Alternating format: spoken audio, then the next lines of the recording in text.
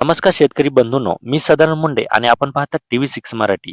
मित्रांनो, आज आपण एक अतिशय महत्त्वाची अपडेट पाहणार आहोत. नुकतीच राज्य मंत्रिमंडळाची बैठक पार पडलेली आहे आणि या बैठकीमध्ये शेतकऱ्यांसाठी नेमके कोणते निर्णय घेतले गेले, अवकाळी पावसामुळे झालेल्या नुकसानीबाबत काही घोषणा झाली का? ही सर्व माहिती आपण अगदी सोप्या भाषेत इथे समजून घेणार आहोत. सर्वात आधी शेतकऱ्यांच्या अपेक्षा काय होत्या? मित्रांनो, गेल्या काही दिवसांमध्ये अवकाळी पाऊस, वादळी वारे आणि गारपिटीमुळे शेतकऱ्यांचं मोठं नुकसान झालेलं आहे. रब्बी हंगामातील काढणीला आलेलं पीक, उन्हाळी पीक, फळबाग आणि विशेषतः कांदा या सर्वांचं मोठ्या प्रमाणावर नुकसान झालेलं आहे. म्हणून शेतकऱ्यांसाठी एक मोठी अपेक्षा होती. सरकारने तात्काळ नुकसान भरपाई जाहीर करावी. पण कॅबिनेटमध्ये काय झालं? मित्रांनो, ही गोष्ट थोडी निराशाजनक आहे. या बैठकीमध्ये अवकाळी पावसामुळे झालेल्या नुकसानीबाबत कोणताही ठोस निर्णय इथे घेण्यात आलेला नाही. हो, अजूनपर्यंत नुकसान भरपाईबाबत घोषणा झालेली नाही. मग पुढे काय होऊ शकतं? अशी शक्यता आहे की सरकार अजून परिस्थितीचा आढावा घेत आहे आणि लवकरात लवकर यावर निर्णय घेतला जाऊ शकतो. म्हणजे शेतकऱ्यांनी अजून थोडी वाट पाहावी लागणार आहे. आता बघूया कॅबिनेटमधील महत्त्वाचे निर्णय. मित्रांनो, जरी नुकसान भरपाईबाबत निर्णय झाला नसला तरी काही महत्त्वाचे निर्णय इथे घेण्यात आलेले आहेत. पहिला म्हणजे सिंचन प्रकल्पाला मोठा निधी.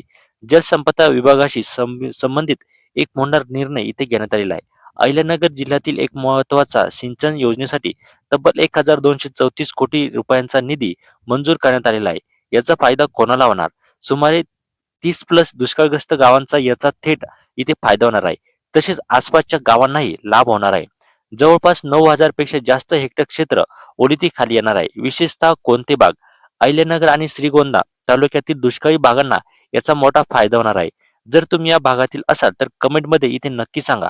हा प्रकल्प तुमच्या भागासाठी किती महत्त्वाचा आहे ते सुद्धा कमेंटमध्ये सांगा. आता दुसरं म्हणजे महसूल विभागाचा निर्णय. दुसरा निर्णय महसूल विभागाशी संबंधित आहे. काही कर्मचाऱ्यांच्या वेतन श्रेणीमध्ये बदल करण्यात आलेला आहे. त्यांची पदोन्नती प्रक्रिया आणि भरतीची पद्धत आता अधिक स्पष्ट करण्यात आलेली आहे. पण शेतकऱ्यांसाठी थेट निर्णय कमी. मित्रांनो, एक गोष्ट स्पष्ट स्पष्ट आहे. या बैठकीमध्ये शेतकऱ्यांसाठी थेट आर्थिक मदतीचा निर्णय इथेच झालेला नाही आणि हीच गोष्ट सध्या चर्चेचा विषय बनलेली आहे. तुमचं मत काय? तुम्हाला वाटतंय का की सरकारने तात्काळ नुकसान भरपाई जाहीर करायला हवी की अजून अभ्यास करून निर्णय घ्यावा? कमेंटमध्ये नक्की सांगा. आणि यामध्ये सध्या नुकसान भरपाई जाहीर नाही, पण सिंचन प्रकल्पासारखे दीर्घकालीन निर्णय इथे घेण्यात आलेले आहेत आणि लवकर शेतकऱ्यांसाठी मोठी घोषणा इथे होण्याची शक्यता आहे.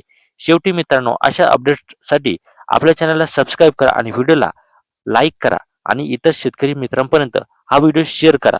भेटूया एका पुढच्या नव्या व्हिडिओमध्ये. तोपर्यंत धन्यवाद.